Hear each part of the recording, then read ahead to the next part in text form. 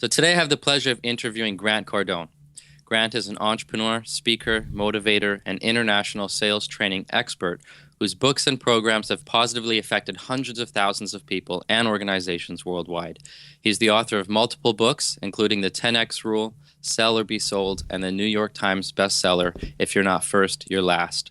Grant is a respected and highly regarded master salesperson whose passion is to teach people how to sell themselves, their products and services regardless of economic climate. He appears regularly on Fox and has been featured on CNBC, CNN, Bloomberg Television, the Huffington Post, the Wall Street Journal, and over 700 radio shows across the U.S. Well, Grant, I am so excited to chat with you today. I read your book, The 10X Rule, at the beginning of the year, and that literally set me on fire. So I am super honored that you're taking the time to do this. Hey, Tyler, it's a pleasure to be speaking with you today. I'm inspired by everything you're doing and inspired by your audience that wants to aspire to do bigger and greater things. That's awesome. So, Grant, if you could just take a few minutes to tell us how you got started in business and why you decided to become an entrepreneur. Well, I got started in business when I was like 6 or 7 years old. When I grew this fond love of quarters. Okay. You know, I had a quarter, and I'm like, man, if I had 2 quarters, I'd be better off than if I had 1 quarter. And then I lost one of my quarters. I lost my only quarter. I dropped it into a manhole in a street, and I sat there just like. It was so bothersome to me. I can remember where I was. I literally can remember the temperature, the smell of the street, and my quarter dropped into that manhole. And I'm like, man, it was all the power I had in the universe was that 1 quarter because I was on my way to the store. And I was plagued by this idea when I got to the store, what I was going to spend this quarter on. Yeah. And so I'm like, what do I spend it on? What do I get for my quarter? How many bags of this or that? You know, so I was in this very powerful feeling as a 7 or 8 year old. And then when I dropped the quarter, I'm like, oh my God, I lost my quarter.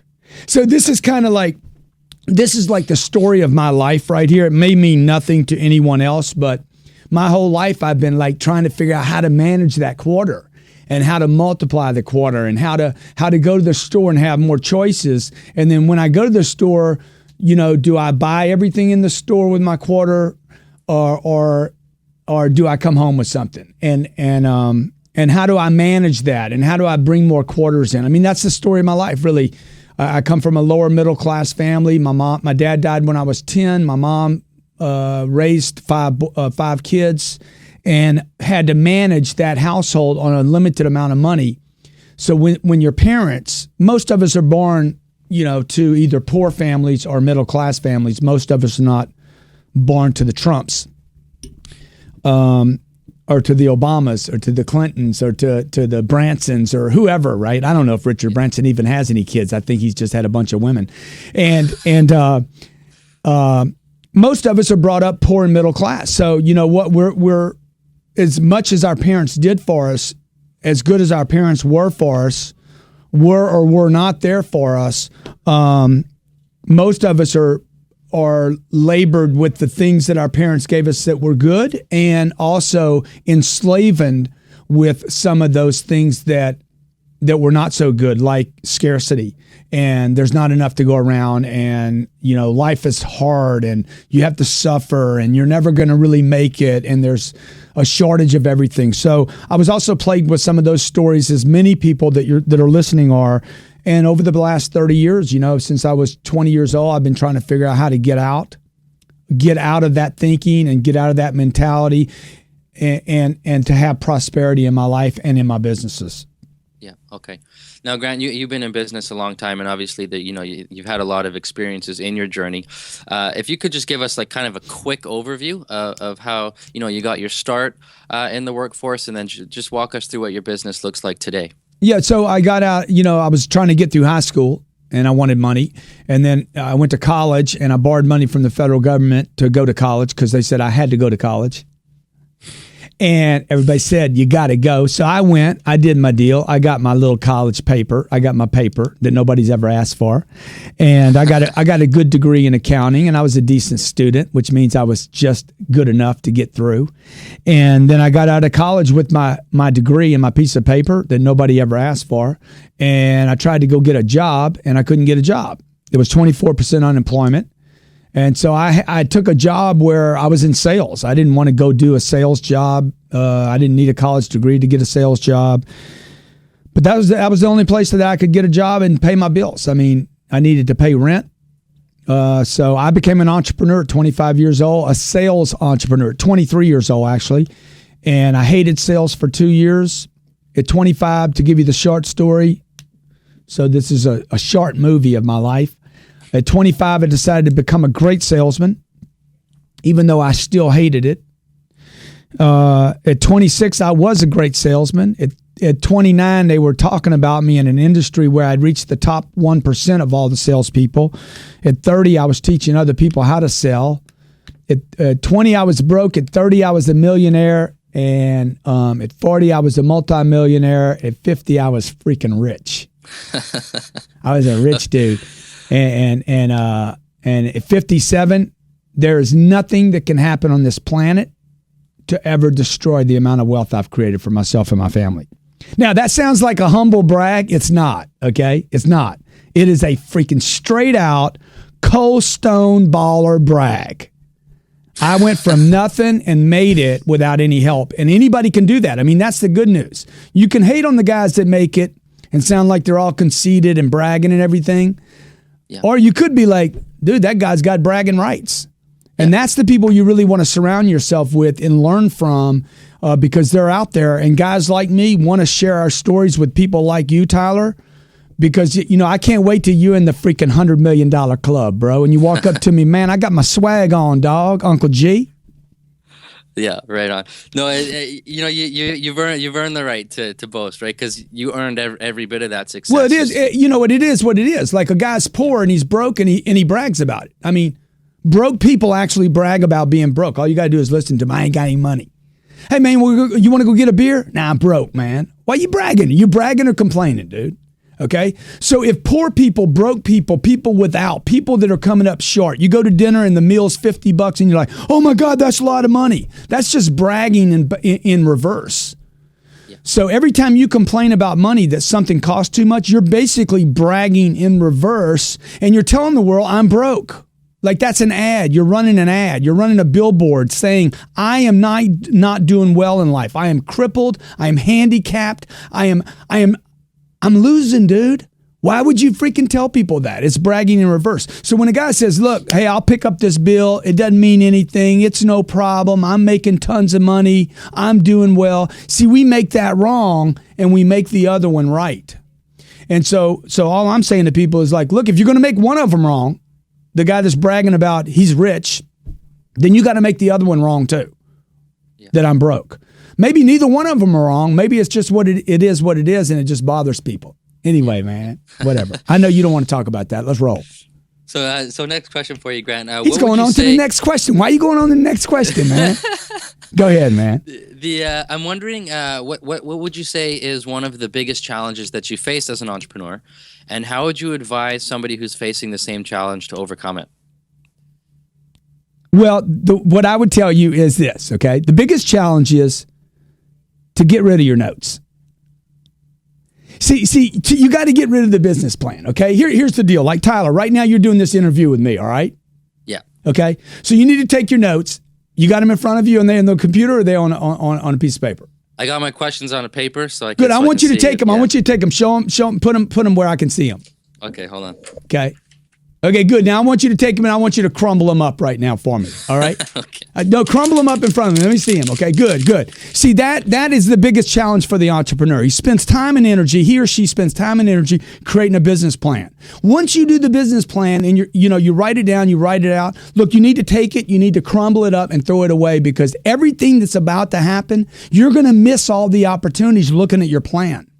Yeah. So life is going to serve up. Life and the marketplace are going to serve up opportunities. It's important to have a plan. You want a script. You want it laid out, right? You want ideas about where you're going to go. But dude, once the freaking race starts, you got to be in the race. You got to be in the race and you got to decide now, fuck everything else that's going on right now. I got to freaking dominate the race, own the race. I got to do whatever it takes. Trees are going to fall.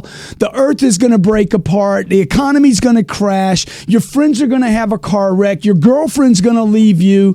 Whatever, man. You got to do whatever it takes and take that thing that you had in your hand, throw it away, and know that you are going to see this thing through all the way to the end, regardless of all the crazy shit that is about to happen. Because it's going to be freaking crazy, dude. Like I hear people say, I'm sure you've heard this this saying about success is a journey. Yeah. Let me tell you something. You put me in a race with a bunch of people that are on a journey, and I'm focused on the destination, I'm going to kick everybody's ass, okay? So take your business plan, your script, your pitch, write it out, work it out, memorize it until you got it instilled, burned in your brain. But once that interview happens or once your journey starts, you got to throw that thing away, man, and say, let's rip. Let's stay in conversation with life, like me and you being in conversation right now, okay? Is the same thing as me being in conversation with my career. There's going to be things that happen that pop up that are opportunities for me to maybe if you're a photographer, you're taking images of it. You went there to shoot butterflies, but something else happens. You want to grab that shot. Yeah. And get the shot that you went for, right? Same thing for the entrepreneur, You're a dentist. Okay, I got to clean the guy's teeth, but you know what? I found out that while I'm cleaning his teeth for the $50 or whatever, dude, maybe there's another opportunity here.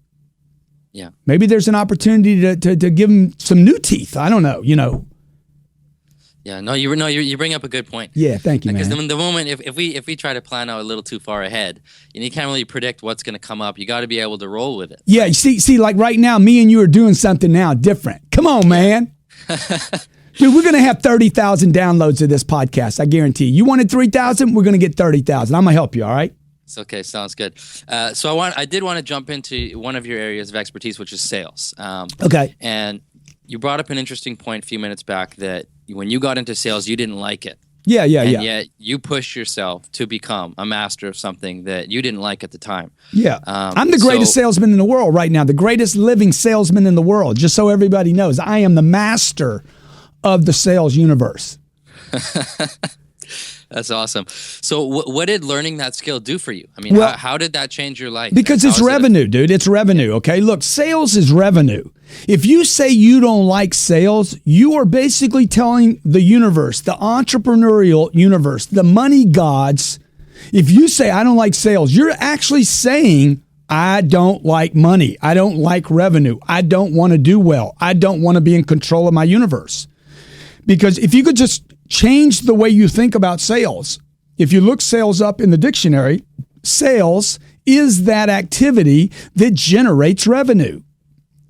So if you like revenue, if that word's too big, revenue means money, income. It means income. Everybody has an income problem. People don't have a debt problem. If you have a debt problem, a spending problem, the truth is that problem can all those problems, debt and spending, can be relieved by an income problem. All right? If you're making $1 million a month, dude, you're probably going to have trouble spending that much money, unless you're Mike Tyson. So unless you got a drug problem that's in excess of $1 million a month, which means you got other problems. Money's not your major problem if you're blowing $1 million worth of stuff into your veins and into your face every month. Yeah. So you got beyond money problems. You got a spiritual issue that you're bankrupt. So sales is revenue. If revenue is important, if income's important, you want to master this revenue business, sales business, if you will. That's awesome. No, you remind me of a quote. It might have been Jim Rohn, but it was, the problem is never the price. The problem is that you can't afford it. Yeah, right. So yeah, you bring up a good point. And you can afford anything you want because, when I finally understood that I didn't have any money, and then I understood that, well, if I don't have any money, who's got it? Other people have money. So I need to go talk to other people that have money. Because at 23 years old, when I wanted a new suit, I'm like, hey, who's going to buy my suit today? I want a new computer. Who's going to buy my computer today? Because it's not me. I don't have any money. Now, I'm 57 years old today, or this month, I'll be 57. I'm having a birthday, man. You can send me something for my birthday, will you, dude? Okay. Happy birthday, man. Look, Oyo Monterey, Epicure #1 will be perfect if you can pull that off. And, today, the money that I have, like this month, I bought $126 million worth of real estate. I didn't buy it with my money. I didn't have any money. I bought that with other people's money. I don't mean that I went and borrowed the money from them or that I went and raised money from them. Over the period of my lifetime, I have sold people products, books, programs, online training, companies. I have gone out, solicited people's business, given them something very valuable. They gave me a portion of that value back in money. I took that money, I managed it well, and I went and invested it in other things that people find valuable. So I create economies by what I'm doing. So back to the sales thing. Look, if you condemn sales, you will have a money problem for your entire life. If you like money, you need to understand sales, because sales is the avenue to revenue and control of the entrepreneur's universe. Mark Cuban says it best, okay? Mark Cuban says, look, if you want to learn about business, if you want to own your own company, the number one thing you must learn is how to sell. Now, why do you think that some people do have those negative beliefs about sales, or they feel it's like I don't know, it's slimy or it's wrong in some way? What's going on in their mind? Because I mean, it's false information. Your mom or your dad said, "Oh, the plumber came over. Oh, he's just a salesman." The insurance guy came over. Oh, a salesman. See, somebody told you something. It's a third party law that somebody told you something about a group that made that group wrong. Yeah. And then it's stuck with you. Oh, salespeople are bad. Okay. It's like somebody said the other day that politicians are salespeople. I said, no, politicians are liars. Dude, politicians aren't salespeople. Okay. Politicians are liars. Let's understand. Salespeople don't lie. Liars lie. Okay. Liars lie. Salespeople, professional salespeople don't need to lie. They don't exaggerate. Okay. Would they pressure you? Yeah, probably would if they were really sold on their product and their service. If you really, really, really believed in it, you would make sure people get it. So those people are more evangelistic, completely convinced. I mean, they're drinking the Kool-Aid. They're swimming in it. They're completely immersed in something they believe in. Does that bother you? It could bother some people. Who would it bother the most? It would bother people that aren't sold, aren't convinced, aren't committed to anything. So those people are going to have an aversion to anybody that is completely convinced. Yeah. It reminds me, one night I was in San Diego, California, and I was having dinner, and I watched a bunch of Hare Krishnas come. It was like 9 o'clock at night, and they're coming in there, and they got these crazy haircuts and outfits, and they're beating the drums, and it was a bit bizarre to me, okay, frankly. And I became aware to myself, is like when I became critical of the group, I'm like, wait a minute, man, why are you being critical? Oh, you don't understand what they're doing. I don't understand what they stand for. And then I asked myself this question: what do you understand and agree with about that group? Well, they weren't hurting anyone. They were enthusiastic. They were committed. They were on the same page. Okay, they all believed in what they were doing. They had come out of the shadows. They weren't some covert group hiding in a closet. They were out in public. They weren't harming anyone. And all of a sudden I was like, dude, that's pretty cool, man. They're beating their own drum. They're doing something. Now, the fact that other people are like, oh, look at them. Look at you. What are you doing, dude? You're doing nothing to bring the tone of society up a little bit or to get people to look. So people just need to think about, man, when you make a decision about sales or the banker or like the comment I made about politicians being liars, okay? Dude, until I become a politician, I need to quit talking about politicians being liars. I need to either to do something positive about it or I need to quit making comments that are just negative. Mm-hmm. Right. So, Grant, the fun, tell me if you disagree, but I mean the fundamentals behind what it takes to convince somebody or persuade somebody to present something, those don't really change over time. But what has changed is the marketplace, and we're living in the information age now. And so consumers, you know, before they even show up in your store, maybe it's a retail establishment, maybe it's a presentation center, before they even come and approach a salesperson, usually they show up informed. I mean, they've done some research online, they've talked to people on social media, they've checked out some reviews. So how do you think that has changed a salesperson's approach now, knowing that somebody might show up a bit more educated than they used to? Well, you know, 100 years ago when a guy was buying a horse, I mean, he already had some information about horses. Okay, so he'd already, I want a brown horse. And I want it to be this tall, you know, and I need it to be able to go this far. And I'm using it for this job. So he already came in with information. And I have a black horse. I don't have a brown horse, but he wants a brown horse. And he had an idea, you see, that he needed this much hair on the mane and the tail to be that long and to do this kind of job. But I only have a black horse and a white horse. So that was happening 100 years ago. Now today he's going on the internet and looking up horsepower in a car, or you know how like for instance, I just bought a juicer. First thing I did was go online. What's the best juicer? Then I learned about augers and the Champion. I had an old Champion that's sitting in storage. I don't want to go to storage to get the Champion out that's paid for already. It's easier for me just to go to the store and buy a new one, dude. So I'm like, oh, do I want to go another Champion? I love that machine. Or do I want to go with the new auger? I didn't know about that one. So I do all my shopping on the internet. And the next thing you know, because I'm uncertain, because I lack certainty about which machine is best for me, now I'm thinking about which one's going to look best in my kitchen. See, now I'm getting into all kind of stupid shit.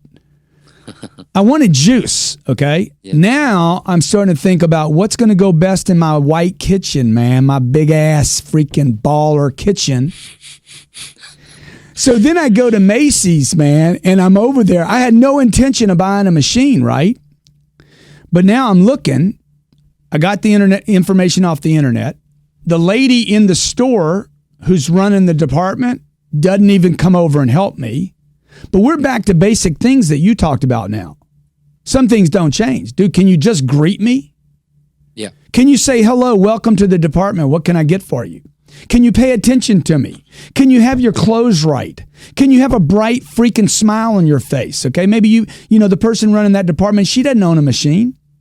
She doesn't juice. But could she at least act like she's interested in my juicing? Yeah. Because I got 2 credit cards in my pocket right now that are vibrating, that want to play. They want to play today, okay? Let me tell you what I walked out with. I walked out with 2 machines there. I didn't walk out with 1 machine. I walked out with both of them, okay? I'm like, shit, I'm going to buy the auger and I'm going to buy the freaking masculator or whatever they call it, okay? I got them both. I'm going to have them both there and I'm going to bring one back. This is the consumer's mind of the 21st century. I'm going to bring one back because of their return policy. I hadn't brought either one of them back. I've only used one of them. I'm probably going to end up keeping them both because it don't matter to me. See, those are the opportunities if you're really meeting the right person. This lady ended up coming in. She changed her attitude. She got excited because my wife's a really uptone person. And the next thing you know, I'm like, hey, let me have that one and this one and bring them to the car. And if you go just drop them off at the VIP, my car's sitting out there. My big baller car, by the way. I'm going to make people sick in this interview. and so throw it in the car, and then we went and did some more shopping. So that is a long round story about the consumer of the 21st century. Are they cheap? Yeah. I guess they could be. You know, people are looking for the best deal, but just remember this. Everybody that's looking for the best deal and found the best deal online, that leaves them with more money to spend on another thing. Mm-hmm. So I actually bought 2 machines thinking I was getting 2 for 1. Yeah. And one of the biggest challenges, I guess, of a salesperson, because you got to be motivated to do well in sales and in business as well, right? And a lot of people are scared of rejection. So I'm just curious, how do you handle rejection? I'm guessing you faced a lot of no's on your journey, but when you get a no, what do you tell yourself? How do you keep, stay motivated and stay positive and keep pushing forward? Well, I don't talk to myself much, No? No. It's kind of, it doesn't help me much talking to myself. It's like, hey, what happened just there? You're talking to yourself, dude. You don't have any information, okay? I mean, you need to go to somebody else. Talk to somebody else because, oh my God, I'm just this is a guy talking to himself. I'm a terrible salesman and the customer sucks and the economy's terrible and this is Mr. Obama's fault and oh my God. That's you talking to yourself, okay? All you do is pin yourself down into a place of no answers. It's like your car runs out of gas. You don't go look in the tank. Oh, what's down there? No, dude. You go to an external place for fuel, and you put fuel in your car. So you guys need to quit talking to yourself, number one. It's a little weird. Okay. Number two, you ain't got any answers. If you had them, you wouldn't have lost that sale. And number three, you need to know this about rejection. Rejection is only experienced because your business model is broken. So I don't experience rejection today the way I did as a young salesperson because I understand rejection is only an indication that my business model is broken, that I don't have enough leads going on. Do you understand what I'm saying? So if I'm selling you and you say no to me and I can't get the deal, and I've tried and I quit and I kept trying, and I'm going to call you back tomorrow, I'm going to try to get the deal tomorrow or next week or the month after that. I don't have any emotional connection with you saying no today, even though I've tried and didn't get it and would appear that temporarily I failed. All I do, dude, I got somebody else to call on now. I got a second person, a third person, a fourth person, a fifth person. As long as your pipeline's full, if you watch a professional athlete, a baseball player that's going to play, 200 games a year, basketball player, they do 160 games in a year. They don't get all upset about one loss. They're like, dude, we got 164 games left. We're going to lose some of these. We don't like it. But you see what I'm saying? Yeah. Now, when it gets down to the last game of the year, you're going to have somebody crying on the floor. Grown men crying balled up in a fetal position. But they're probably going to go back and do next season. So why? Because their pipeline's full. Rejection is an indication that your business model is broken. It is not an emotional state. That's a good point. Thank you, Tyler. So Grant, your book, 10X Rule, that's the one I read most recently. Yeah, you read it? And yeah, it's an amazing book. Lit me on fire, like I said. What I would like to know is, because basically one of the main messages in the book is to go over and set goals and aim for things that are 10 times bigger than what you're normally comfortable with, or what you might even think is possible.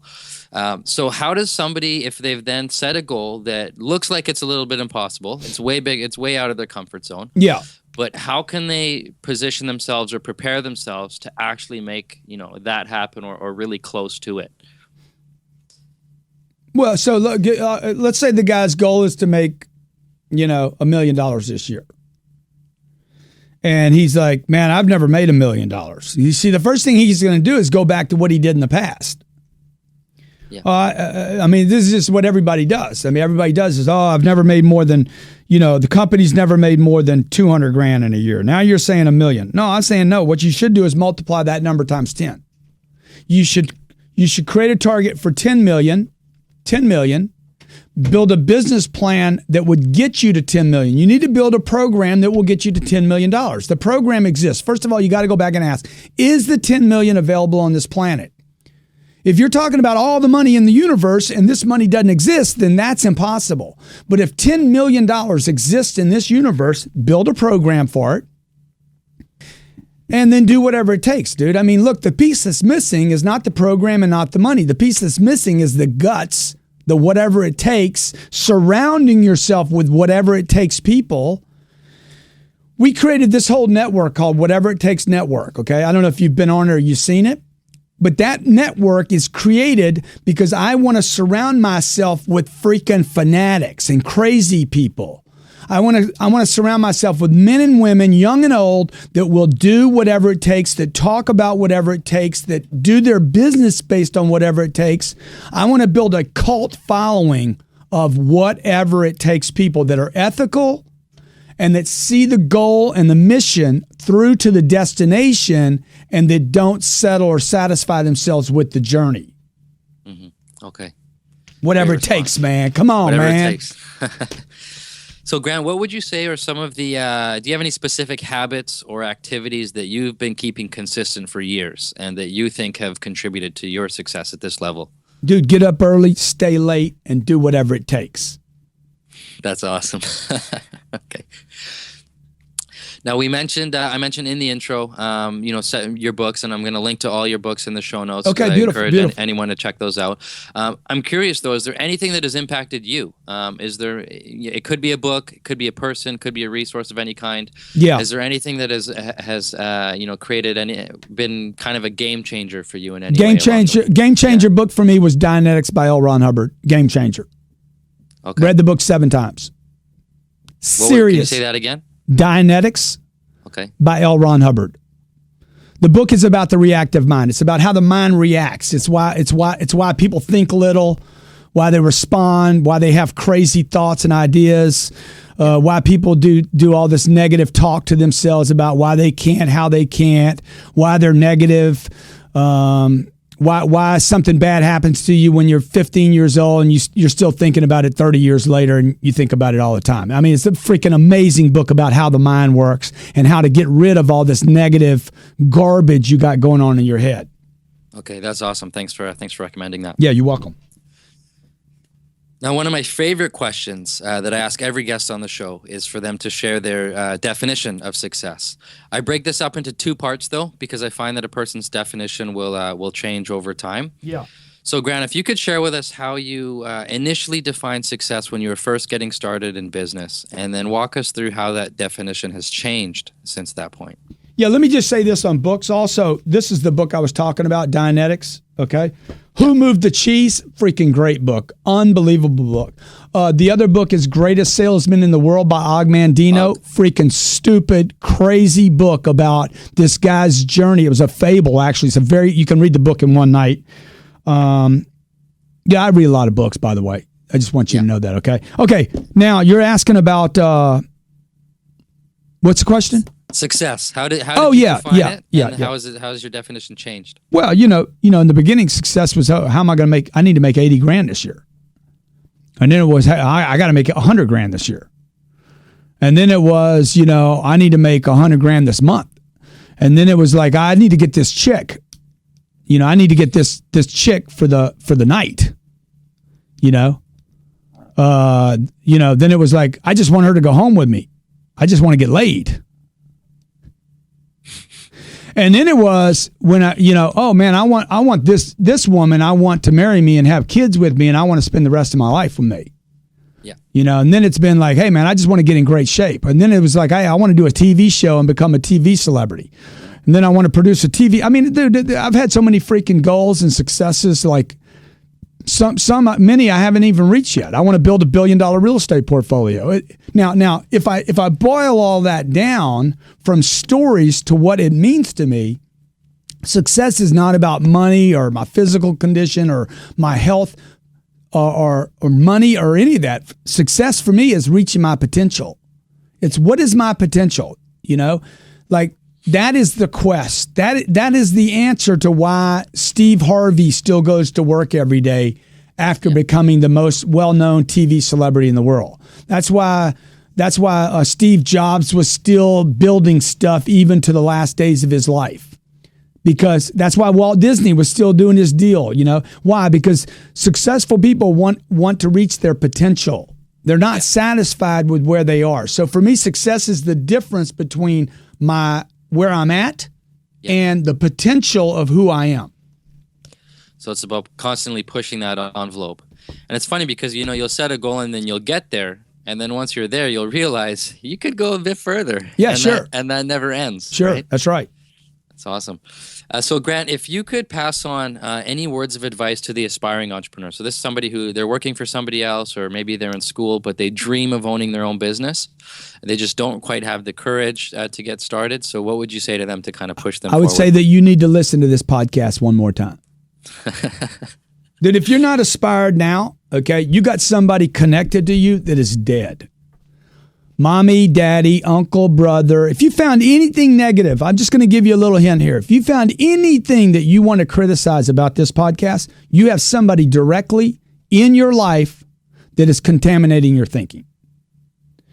Get rid of those people, okay? Either handle them or get rid of them, okay? First thing, I just get rid of people. I get rid of people all the time.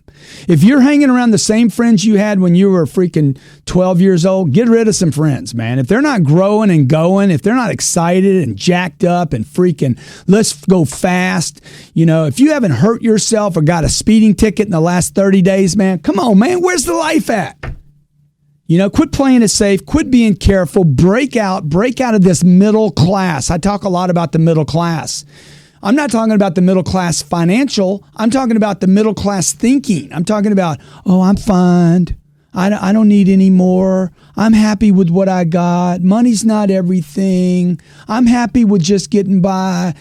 I just want to be happy, blah, blah, blah. All that stuff, that's a thinking that you're boxed into. So the advice for the aspiring entrepreneur, dude, if you ain't freaking jacked up right now, go back and listen to this podcast and get jacked up.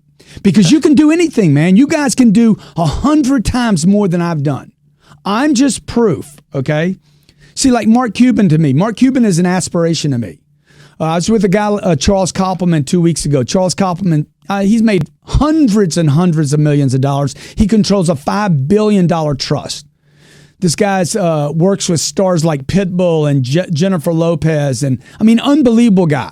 That's the kind of people you need to get around so that you're aspired. And if you're not aspired, you might be hanging around people that aren't doing anything. Mm-hmm.